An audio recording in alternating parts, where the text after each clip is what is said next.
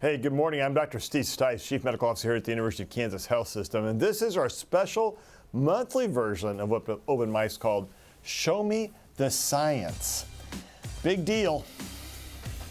Let's take a look at this coming video, and I'll describe it for our podcast listeners. A surgeon is gently pushing again and again on a patient lying under a blanket. Or a sheet. It's almost like he's needing a blanket, like a cat does. My cat gets on my shirts and kind of needs them or needs the beds in the morning. What he's actually delivering or doing is delivering an unusual form of, wait for it, chemotherapy. It looks like a massage. It's actually chemotherapy. I don't know how you would mistake those two. Today we're looking into some of the controversy with this procedure and why not all doctors agree on when it should be used. And we're also meeting a doctor here at the health system doing his own research aimed at improving this procedure. The procedure is called HIPEC? Yeah, HIPEC, exactly. That's the acronym for it. Hyperthermal, that is very hot, intraperitoneal, which means inside your abdomen. Peritoneum is the inside lining of your abdomen. Chemotherapy, hyper hot chemotherapy. Ooh, I'm gonna short it down here. Joining me today is Dr. Mazen Al-Kaspols. He's a surgical oncologist specializing in the GI tract. He's also director of the health system's Regional Cancer Therapies Program. Good morning, sir. Good morning. Hi. Okay, so you really need the blanket on a patient. I just got to say, that's pretty impressive stuff. Probably, I want to hear about that research. Okay, so HIPEC is only used for certain cancers in certain situations. Talk to us. When you use it, how does it work? What's it for?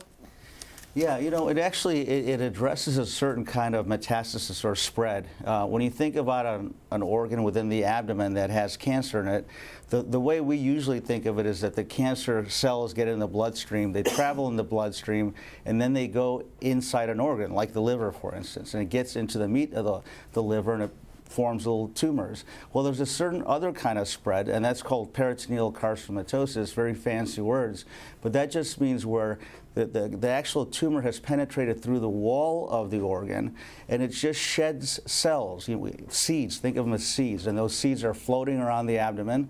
That's the best way to think of it. And then these seeds land on the surfaces of the inside of the abdominal wall, on the organs in the cavity, and then they form little tumors, which then can become big tumors and can become a big problem. This is like when water overflows my sink and spills all over the kitchen floor or the bathroom. Yeah. Okay, so you brought some slides in that help explain this procedure. Tell us what we're going to see in this first slide. Yeah, so this is a very magnified view. The white thing in the bottom left is actually the gallbladder. On the right side, in the bottom part, is the liver. And then what you're... That's all looking okay. That's pretty healthy That looks good, yeah. Okay. So that was just but this other stuff, I don't know about that, huh? Yeah, that whitish stuff right there are a bunch of little tumor cells that, like I said, what happens, they start out like with little white dots, and they become bigger, and they coalesce at times like this. And then what happens is those tumors then shed more cells, and it can be a horrible process. I mean, it's amazing how much disease you can have in your abdomen. And it can grow pretty quickly. Yeah, very quickly. Yeah. So talk to us about this slide. Yeah, so this is similar to the last slide, but now we're beginning the actual procedure. So again, this is the liver on the lower right side, and then on the up here, is where those tumors were, and you can see they were lying on a membrane that lines the inside of the abdominal wall called the peritoneal membrane. And what you're seeing is, instead of plucking each one of those tumors out, what you can do is you can literally just peel away that membrane. And when you peel that membrane like on away, this slide. This slide is just showing more of that. It's just you're seeing the completion. You've peeled it back. You can see it. This is some gut organ or small intestine on the bottom. Yes. And you've just pulled this membrane back as an example in this drawing. Yes. And you can see all the tumor throughout there. Yes. Oh, that's pretty interesting. Yeah, and then the last slide is what it looks like when that part is done. Now, this is just a very small part of the operation, just showing just a sort of an area that we work in. But this can happen throughout the abdominal cavity. Okay, so talk to us how this is going to connect all together.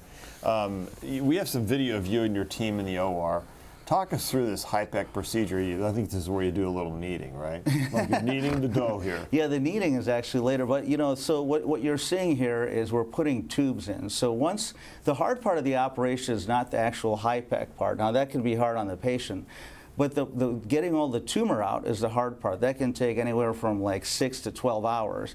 But then once the tumor is out, we give the chemotherapy, the heated chemotherapy. So what you're seeing is we're placing inflow and outflow tubes with temperature probes. Then we're closing the belly, and those tubes are attached to a reservoir with a roller pump and heat exchanger. That's what that is. And so the patient receives a continuous perfusion of heated chemotherapy, and the purpose of it is to destroy any microscopic cells that you can't see or feel. So the initial part of the operation is getting it all out, all the stuff you can see. So that's that peel it back stuff you were doing. Part. Yeah, okay, and it can involve peeling the orange. Here we go. Yeah. And then you put the stuff, you sew it back up, you got the tubes in, and let me guess, this is when the massage is starting. Yeah, so just to make it cleaner, we put a drape on top of that and on all the tubes and everything, and then we actually have better. I don't know if it's going to be different. The patient makes you feel I'm going to need the drape. Exactly, okay, it makes us feel better. So, and then we have somebody agitate the abdomen. Usually a medical student, if they're around, they agitate the abdomen. The purpose of that is to allow the stuff to flow better, so you have better distribution of the chemotherapy. Yeah, kind of interesting. So that video we saw earlier, so when pushing on the patient, that's helping them spread the chemotherapy through the abdomen. Yes, is that really exactly, it? Yeah. So it's perfusing, and then you're also agitating. Yeah. Okay, so you push it around, knead it around, basic concept, trying to get that chemo all the way spread out. Interesting. Now, you told us before the show that there's a lot of room for variation within this procedure. So what are you kind of talking about? Tell us about what this must be, different approaches, or how does that work? Yeah, that's a great question. So the HIPEC, especially for colorectal cancer, and even ovarian cancer to a degree, is sort of in its infancy. So we're trying to still figure out what are the best chemotherapy agents, how hot the chemotherapy should be, how much chemotherapy we should use in terms of volume of solution.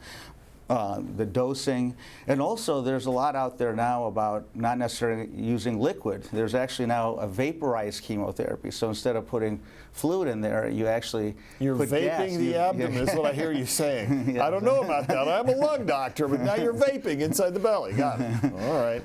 Yeah. And so talk to us a little bit then about some of the science. We're going to dive into some science because this sounds all sort of science fiction-y. But there's a clinical trial in France called, I'll say this for me because I can't speak French. What is that word? Is that I just say protege probably, but protege, something like that. Yeah. All right. Its key question was if HIPEC helped colorectal cancer patients who had spread to the peritoneum. And just to say, historically what we know is that when tumors get into the peritoneum, that is the lining inside your belly that kind of holds everything in place. When it gets into there, that's bad news, right? That's like really bad news. Yeah, that's very bad news. Because it just means it's just spread in a lot of places. It's very hard to control. It's hard to cut it all out. So you guys are in there. You're trying to cut as much out as possible, and then you're going to use this very hot chemotherapy. I want to talk to you about that very hot part in a little bit. Okay, the results were published from the Protégé in 2021, and it concluded there was no real benefit to this procedure compared to just removing the tumors. Now, Dr. Alcaspolis, when that clinical trial is published its results, it cast doubt on the ability of HIPEC for colorectal cancer. But then other doctors noticed flaws in the trial. Yeah, unfortunately, a lot of this is very political. I could go on for a long time about this. Are you saying science could be political? Oh my God, yeah. Okay. And so it turns out, the HIPEC is a kind of a U.S. procedure. We developed it over decades, and so Europe got into the business of HIPEC just fairly recently. So they didn't understand, what agents worked, how long the HIPEC should last, the dosing of the HIPEC. So it turns out that the design of the study was horrible because they used the wrong agent. They used it for too short a period of time. They didn't. They basically dosed it wrong. But I think the most important thing is that they used the wrong agent and they didn't do it for long enough. That's the key, because you need that to really have an effect. And so that was the huge design flaw of that study. But there are other studies that have shown a benefit to HIPEC. The great thing, what saved us, are actually the GYN oncologists, because the GYN oncologists do this for ovarian cancer. And they've actually had similar studies done the right way that have shown a huge benefit to HIPEC. So we know that there's an inherent value to HIPEC when it's done right. And unfortunately, that trial, it did hurt us because, you know, of course, people look at that and think, oh my God, it doesn't work. But the reality is, just like everything else in science, if you don't do it the right way, you'll get the wrong results. And so that's what happens. I think that's a really important message. You know, we've stressed science throughout the duration of this program. We've talked about different research projects and things like that. And one of the things we know is that when you really want to test a hypothesis, that is, you have a question, and then in science you have to test the answer to the question.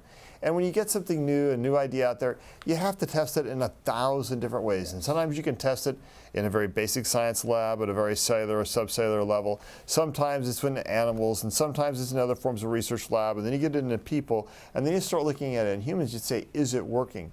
You have to test the right question. You have to design it in the right way to actually know the answer. Because I can go out and say, is there smoke in the sky? And if I wear blinders, I'll always think the answer is no. But now, or if I can't smell, I think the answer is no. But did I really answer the question? Is there smoke in the sky? And I don't know the answer to that question. It's the same thing in science. If you don't ask it right, if you don't design the trial correctly, it doesn't. You can't answer the question. What you're saying is the trials had a flaw in their design that prevented them from asking the question correctly. Correct. That's correct. And you know, we see this with IV chemotherapy, for instance. You know, the way we discovered the IV chemotherapies that worked is through trial and error. You know, initially they were using the wrong agent. They didn't know that they were using the wrong agent, but once they got that down and they selected the patients appropriately, it worked. And so it's the same thing.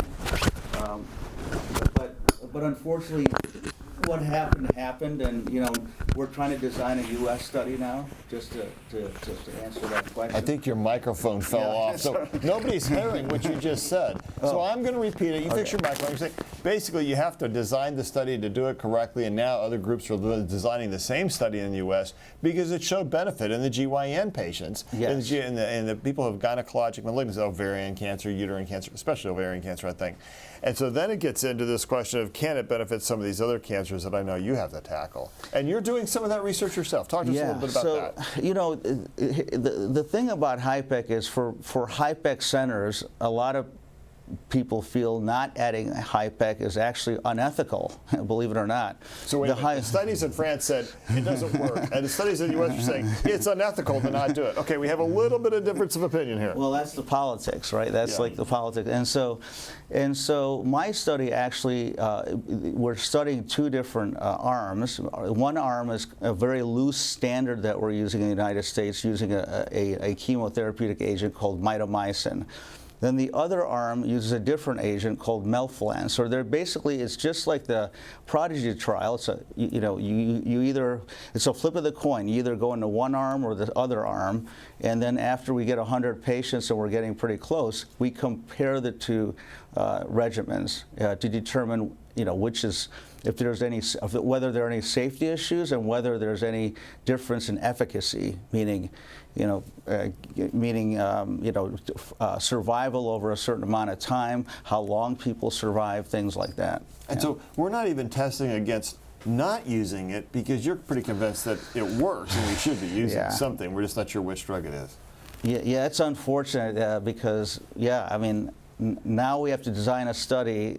We're going to do it, where we're going to do that. We're going to not do the HIPEC part and kind of go backwards in a way just to prove a point, and then go back to doing more of the studies I'm doing. But you're pretty convinced that this works because you've seen it work. Yes. I'm very convinced, mainly because of the other previous studies that showed a benefit. Although they weren't ideal studies, they still showed a lot of benefit to the HIPEC. Well, and if people are doing it different ways, then two studies are hard to compare. Like if I turned left and somebody else turned right, I don't know which one's correct until you've kind of studied it and asked the question. And that's one of the things about science is you have to break it down into answerable questions before you can go forward. And that's one of the hard things to do. You have to be very patient. Sometimes it takes years. People get frustrated. But at the end of the day, you have really good answers. So it sounds like you're trying to pick two different agents, see which one's the best. Then you're going to compare it against controls and say, okay, let's compare it to doing nothing and seeing if there's a benefit. Yes, exactly. And the benefit you're looking for, I take it, is how long you survive, how well you survive, and how well you recover and retain quality of life. All right, that's pretty awesome. I think you are doing great work there. Thank you. And it's pretty. So how long do you think this is going to take to do? To finish my trial? Yes, sir. We're pretty close. So it started in 2017. By the end of this year, we should get all the patients, and we'll start studying. Wow, so it's taking 6 years. Yeah, the good thing about that is that we have long follow-up. Yes. You know, the longer the follow-up, the more useful your information is. You know. And you're seeing the patients who had this. They just seem to do better. They seem to survive longer, especially. Yes, yeah. And you know, in the right place like KU, because we're a high volume center, you know, we don't have the morbidity or the mortality that other places would have if they're doing low volumes, and that's the key. And it's not just the surgeon. I mean, God, that's just a small part of it.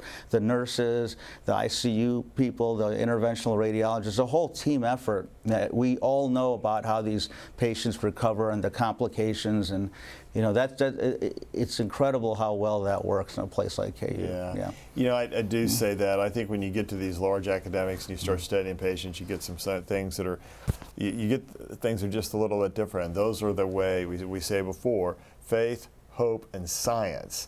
Yeah, we do have to have faith in it. And yeah, science can be political. It's not really political in this question from the standpoint of one side, they're trying to mangle the truth. In this situation, what we're trying to do is discover the truth and make sure we've asked the right questions, we've designed the study the right way, so we can agree on what those outcomes. We'll do it on data. Here's the real data. This is what we believe in, and we try not to lie about it. When people lie about stuff in science, they get disgraced and they're out of the box. Yes, absolutely, really and fast. They should. Yeah, absolutely. We don't not have a tolerance for lying in science. No. Yeah.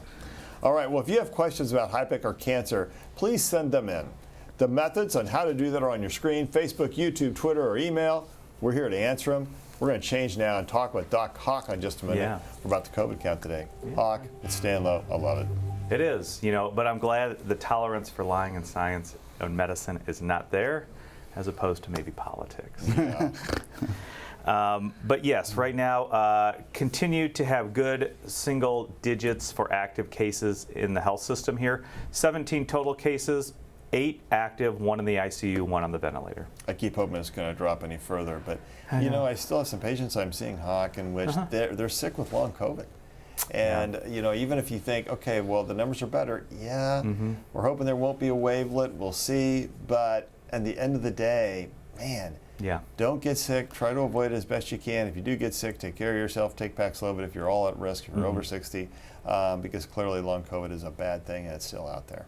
Yeah, I mean, those are 2 great points. Number 1, hospitalization, severe disease, significantly reduced to what it was before, and hopefully moving forward will be continually significantly reduced because of vaccines, because of previous infection immunity, and because of Paxlovid. The second question you talked about, though, is long COVID, and we know long COVID can affect even those people that don't have or didn't really have significant illness or severe enough illness to go to the hospital, but it can still affect their daily lives with things such as brain fog, cough, shortness of breath, fatigue for months and even a year or 2. So that is some of the things that we are looking at, the science community, the medicine community, looking at trying to determine who and why is someone at risk, but also how do we prevent it. We know that vaccines do help prevent or reduce your risk of long COVID, but also taking Paxlovid, again, especially if you're high risk for hospitalizations or severe disease, can help reduce that risk as well. So I think there are things there, and those benefits, just like you talked about with vaccine and Paxlovid, early antiviral therapy, do help to overall reduce your risk of long COVID and the severity of long COVID as well. Yeah, you know, we always have to watch out for different things. What are you watching out for out there? Yeah, so I think this summer, like we said, right now the circulation of SARS-CoV-2 is lower than it has been. That's good. We know there are other respiratory viruses out there. I think it's important for everyone to understand now, if you're traveling or if you're going to be outdoors, there certainly are things you need to protect yourself against. Certainly if you're outdoors, it's always very important to be wearing sunscreen. Put on your sunscreen and then put on your bug spray. We want to reduce your chance of mosquito bites and tick bites. Ticks, we know, can transfer infections. Things mostly common here, Rocky Mountain spotted fever and ehrlichiosis.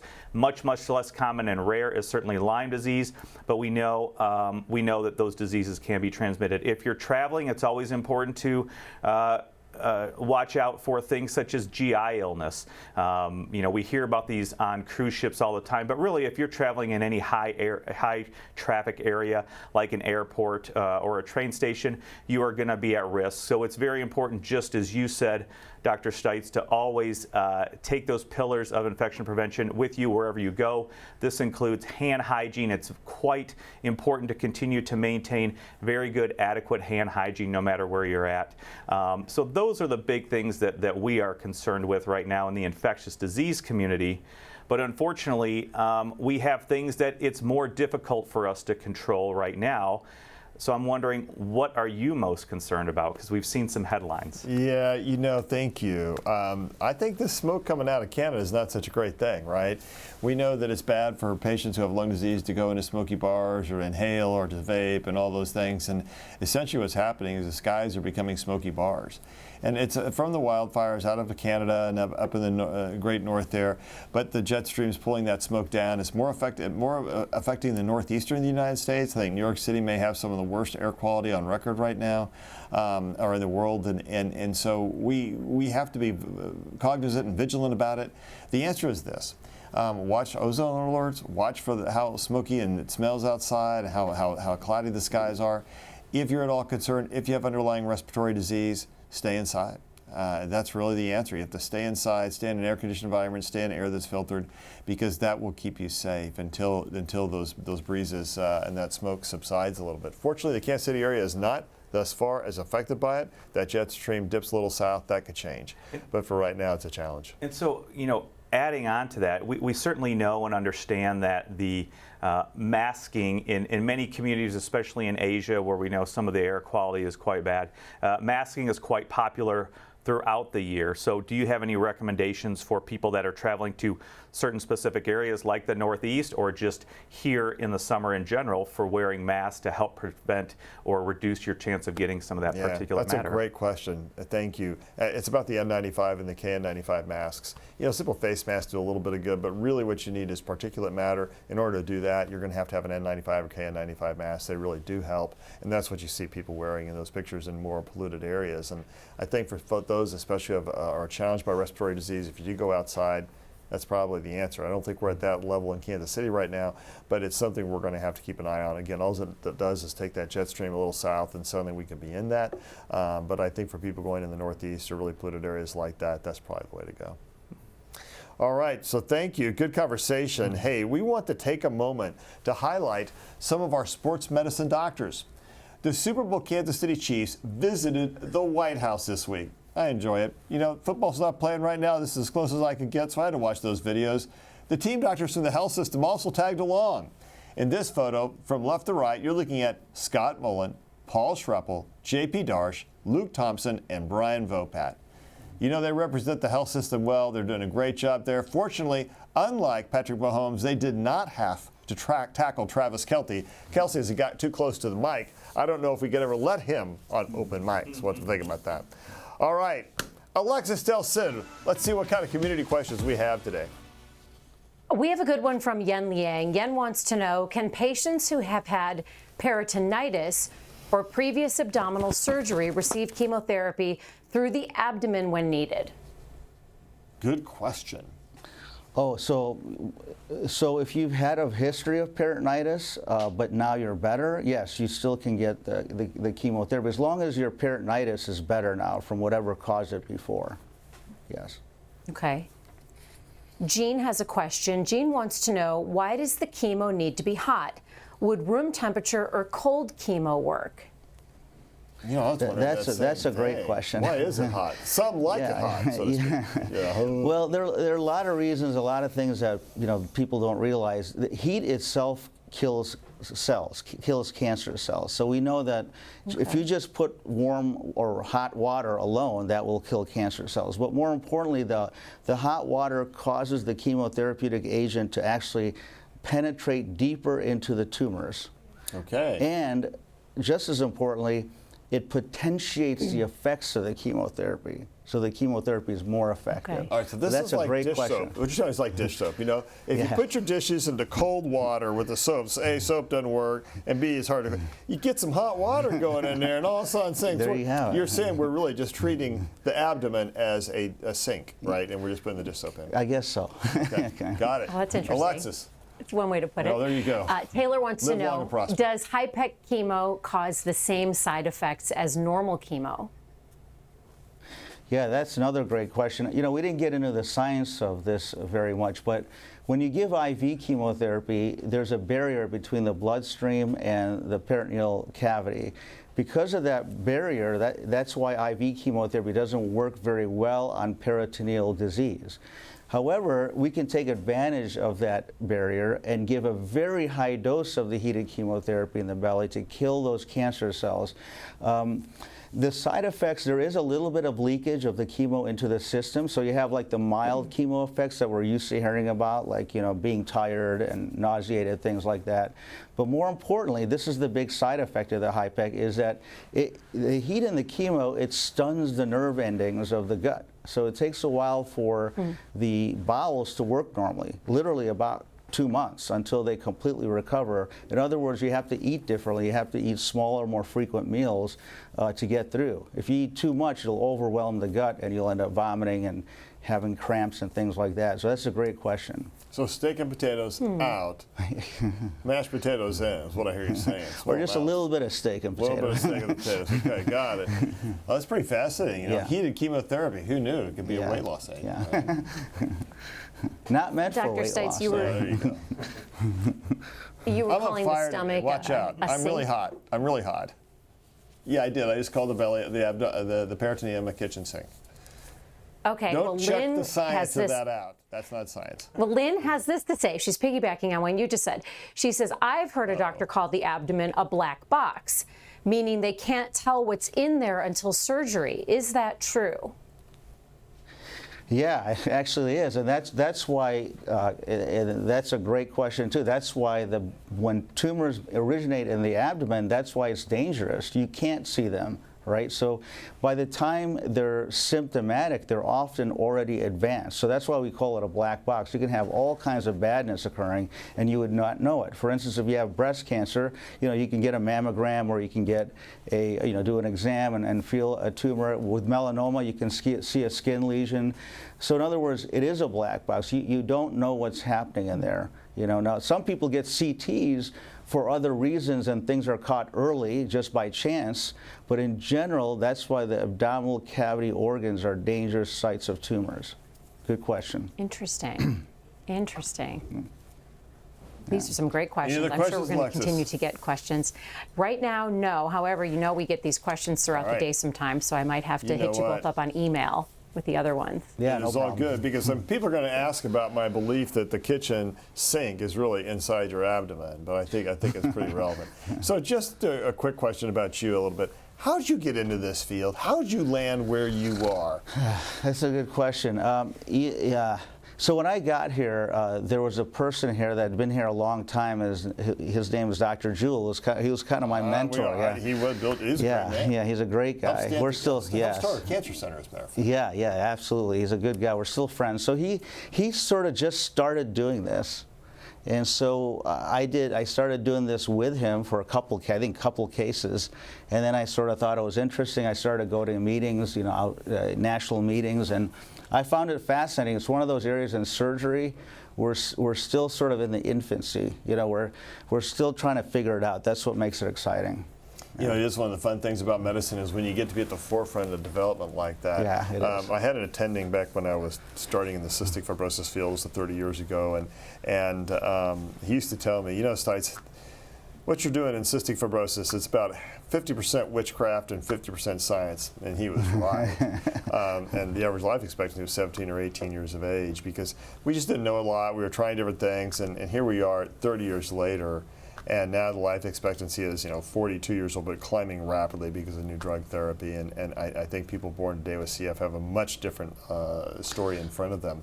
And they did. And that's because of all the work of science. We can deliver it as best we can. I can be the nicest guy in the world, but at the end of the day, by the way, I'm not. But at the end of the day, what you have to have that science to help really bring about cures to difficult diseases, and that's what you're doing. Yeah, that's a great. Hopefully, we'll have the same results in 20, 30 years with HIPEC for colorectal cancer. I hope you do. Yeah. Final thoughts.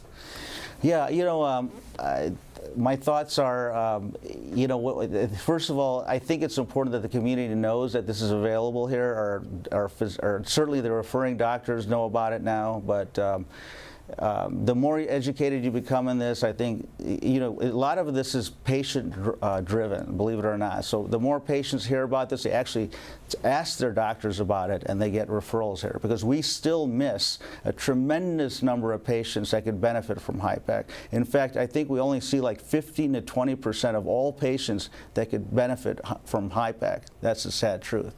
So education is everything. It is everything. Yeah. All right, Doc Hawk. Yeah, I think we had good discussion. We're concerned about a lot of things that's keeping you healthy. Remember, being outside, wear sunscreen, and then put on your bug spray. And always, if you're traveling, use those good hand hygiene techniques and all those pillars of infection prevention. They will help reduce your risk and keep you safe. And I think it's really important, and I appreciate your question too. The same thing about masking. We all think about it for COVID, but if you really got significant underlying respiratory disease or smoke is really unhealthy for you and you're traveling in a difficult area, don't be afraid of putting on an N95 mask. It really does keep you safe in a situation like that with all the smoke in the air. Thank you for coming aboard today. Doc Hawk, thanks so much for being here. Here's an interesting thing today. We showed you both science where it wasn't working and what some of the methodologic flaws are, and then ongoing studies to try and simply answer the question about how we can make people better. That's what we try to do. We have to have faith in each other, know we're trying to do the right thing, have the hope that we're going to get better. That helps sustain us in the science, which can make us better. Powerful combination, faith, hope, and science. Thanks for watching today. We'll see you here next week. A bride-to-be needed heart surgery. She put her wedding plans on hold, but not for long. I'm Alexis Del Cid. On the next Morning Medical Update, the brand new implant that fixed her heart and the easy procedure that had her out of the hospital in less than a day. Friday at 8 a.m. Subscribe to our Morning Medical Update and Open Mics with Dr. Stites podcasts. Now everywhere podcasts are available.